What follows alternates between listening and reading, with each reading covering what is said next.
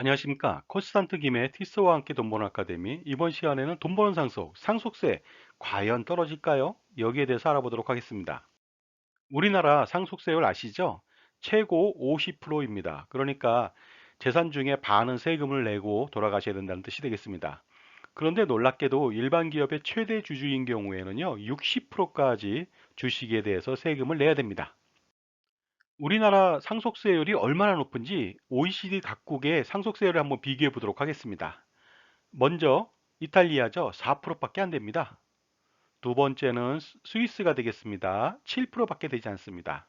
그 다음에 터키죠. 우리의 우방이라고 할 수 있고 형제국이라고 할 수 있는 터키는요. 10%밖에 안 됩니다. 그 다음에 덴마크 알아보도록 하겠습니다. 15%가 되겠습니다. 그 다음에 핀란드요. 19% 되겠습니다. 계속해서 알아보도록 하겠습니다. 네덜란드는요. 20%입니다. 그 다음에 칠레는 25%고요. 그 다음에 독일은 30%입니다. 그 다음에 아일랜드는 33%고요. 스페인은 34% 정도입니다. 자, 그 다음 미국은요, 40%가 되겠습니다. 영국 또한 40%입니다. 그런데 프랑스는 조금 높습니다. 45%입니다. 그 다음에 영광스럽게 대한민국이 50%가 되겠습니다. 영예의 1등은 일본이 되겠습니다. 55%가 되는데요. 실질적인 1등은 바로 한국이죠. 왜냐하면 최대 주주에 대해서 60%까지 과세를 하고 있고요. 더 중요한 것은요. 유산세 방식으로 누진과세를 합니다. 거기에 반해 일본은 55%지만 유산 취득세 방식으로 나름대로 누진세를 피했다고 보다 보니까 실질적으로 가장 높은 세금을 잘하는 나라는 바로 한국이 되겠습니다. 자, 그런데 상속세가 없는 나라도 있습니다. OECD 국가 중에서 절반 가까이는 세금이 없습니다. 알아보도록 하겠습니다. 라트비아 세금 없습니다. 에스토니아, 카나다, 호주, 이스라엘, 뉴질랜드, 포르투갈, 슬로바키아, 그리고 멕시코, 스웨덴, 오스트리아, 체코, 그리고 마지막으로 노르웨이 등은 상속세가 없습니다. 물론 상속세가 없는 대신 자본이득세라고 해서요. 취득가랑 현재가의 차액에 대해서는 과세를 합니다. 일반적으로요. 상속세가 높으면 소득세 등이 낮은 편입니다. 그리고 소득세 등이 낮으면 상속세가 높죠. 이런 구조로 되어 있거든요. 그런데 우리나라는요. 소득세도 요 근래 최고 49.5%로 OECD 최고 수준입니다. 거기에다가 상속세는 뭐 세계 최고죠. 60%다 보니까 이 두 가지가 동시에 높은 나라가 드물다는 거죠. 그리고 자산가라면요. 매년 소득세를 최고 49.5%까지 내야 됩니다. 그 다음에 종부세도요. 최고 6%를 죽을 때까지 내야 됩니다. 그 다음에 양도세도요. 1세대 3주택인 경우에는 최고 무려 82.5%의 세금을 부담해야 됩니다. 그리고 상속세 최고로 60%까지 내야 되겠죠? 정말로 살아생전에 엄청난 세금을 내는데 또다시 세금을 내야 되다 보니까 이중과세 논란이 있을 정도로 엄청난 세금 지옥이 아닐 수가 없습니다. 그런데 이런 상속세에 대해서 미래 상속세는 과연 어떻게 될까요? 많은 사람들은요, 생각을 하겠죠. 상속세가 지금보다 올라갈 것이다. 아니면 내려갈 것이다. 여러분은 어떻습니까? 올라갈까요? 내려갈까요? 제가 볼 때는요, 앞으로 포퓰리즘이라고 하는 이런 부분들 때문에 상속세가 내려가긴 힘들 것 같습니다. 그래서 현행 아니면 올라갈 것으로 판단합니다. 왜냐하면요, 부자는 소수거든요.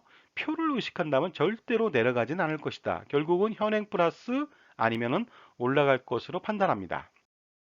그러다 보니까 가만히 있으면요, 자산 가치는 상승하게 되고요. 상속세율은 최고고 그러다 보니까 어떻습니까? 상속세 폭탄을 피할 수가 없게 됩니다. 결국 상속세 절세 전략 없이 자산가가 가만히 앉아 있다면요. 재산을 모두 빼앗겨야 되는 현상을 초래할 것으로 판단합니다.